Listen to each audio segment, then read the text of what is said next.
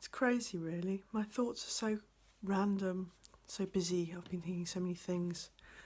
It's bedtime, and I meant to write it all down, and I never did. So what were my thoughts? Well, I guess my thoughts have been like, I'm not getting enough done. Yeah. And it's like, well, so I got done with some painting, and I realised that my painting is my self-care. And then I think, oh, can I sell the paintings? Can I make some money out of them? And I think, hang on a second. The whole point of it was self-care. It was for me. Stop thinking about what other people think. But then I start realising that I'm doing so many paintings that I haven't got room for them. So I'm going to have to pass them on somehow. And I've passed some on to my parents, and I don't think they want any more.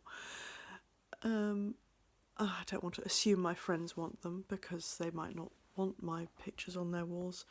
So I'm going to have to put them on Etsy or somewhere and make a thing of them. And then I realised that my paintings are part of my transformation as well. And since I do transformational work, it makes sense. It's relevant to you if you're interested in what I do and are looking for finding out how you too can get on the same kind of journey as I've been on. My story's out there. It's on my website. I've, talked about it before on Facebook. And, but I continue to change. So this is a little blog for me to remember what I was thinking about earlier. So there's this transformation going on within me that I want to share. Partly because I had a fantastic session, because as a rapid transformational therapy graduate, I get the chance to practice on other graduates and they get the chance to practice on me. So I've had quite a few sessions, and it's got deeper into layers, like, we talk about people having layers like an onion. Thanks, Shrek. It was the donkey that talked about onions, I think. Anyway, and it's been this like unlayering of stuff within me, of false beliefs, and they're so deep rooted because they really do go back to when I was about 2 or even younger.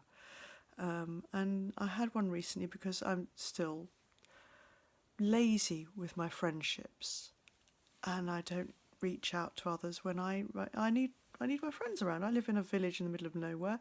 My friends all live scattered around different places. And I was thinking, they'll phone me or something like that. Or, I won't phone them because they're probably busy and all this stuff. And it's like, so I had a session for that, and it unravelled this belief that was very childish. And you can tell just by that whole idea of waiting for somebody else to phone me.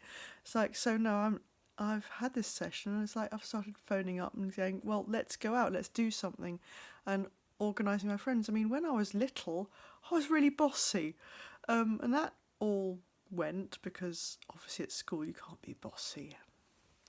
I was too scared to be bossy, actually. That it had gone from my personality, that bossiness, if you like. And obviously, as an adult, I know that I know boundaries and limits. So hopefully, I won't be bossy. Except maybe as a client, I might boss you and say, "Look here, come on, pull your socks up, be the adult." But only once we get to know each other.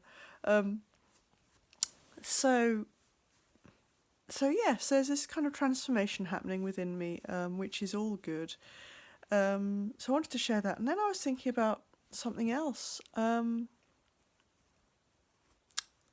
I was watching a channel called The Catholic Talk Show because, I still have my faith. And he was talking about forgiveness and I was thinking, God, one of the things rapid transformational therapy does is it opens up my eyes for having more compassion for people, because I understand where my behaviours come from, and therefore, through my training, I also understand how other people's behaviours that are much more hurtful, where they come from, and I have compassion for people that do things that hurt others, because I know where it comes from. Obviously, I don't know literally where it comes from, but the general, the whole thing of hurt people tend to hurt other people. People that don't feel adequate try and make themselves feel more powerful or more in control. If you felt helpless as a boy or little girl, it comes out and it manifests itself in ways that hurt others, and then we call them bad and evil, and and they do horrendous things. Yes, I know, and it feels unforgivable when you think of what people do to each other. But I think that whole forgiveness of unconditional love that sounds so idyllic is actually possible, and I'm feeling it within myself, and I'm kind of surprised myself a bit, and surprised myself in saying something because somebody else, one member of my family, was being judgmental about something, and I didn't say it, but I thought it, and I just thought, for a moment felt a bit superior and thought, stop that, Becky, squash that one. But it's true, and so it doesn't want to be squashed. That understanding of human nature is amazing, and I'm so glad to be able to be part of that understanding and that forgiveness. And the other thing about compassion I thought of, you see, this is great.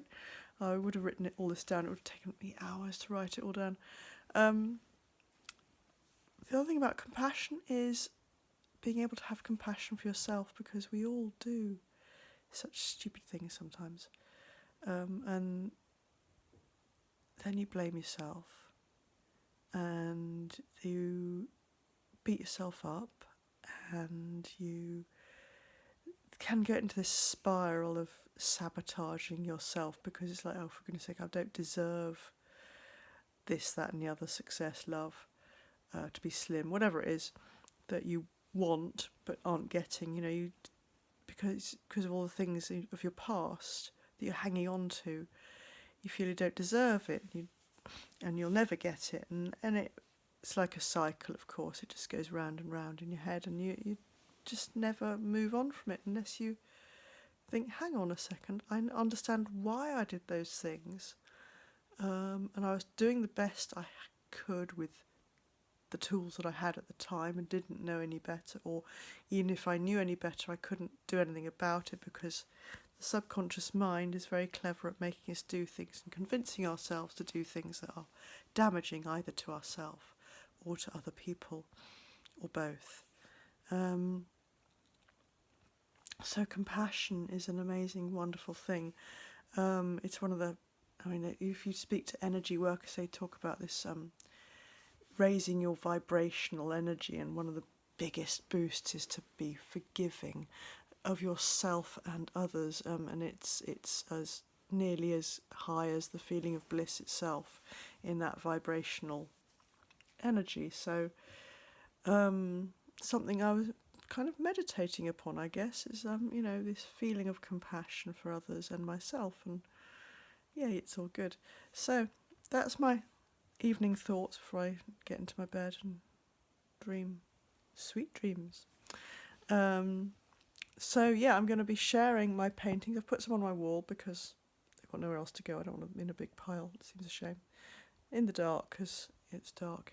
I've kind of got my two little lamps on there, which is quite dim and gloomy and rather intimate. So I'm going to love you and leave you with those thoughts. I'm sure there was another thought, and it'll come to me after I switch this off. What was it? Don't know. Compassion, transformation, paintings, friendships. No, can't remember what it was. It was something else that struck me in the day. Sunshine, it's good. Anyway, bye for now. Good night. And I'll do another random chat. See how this goes.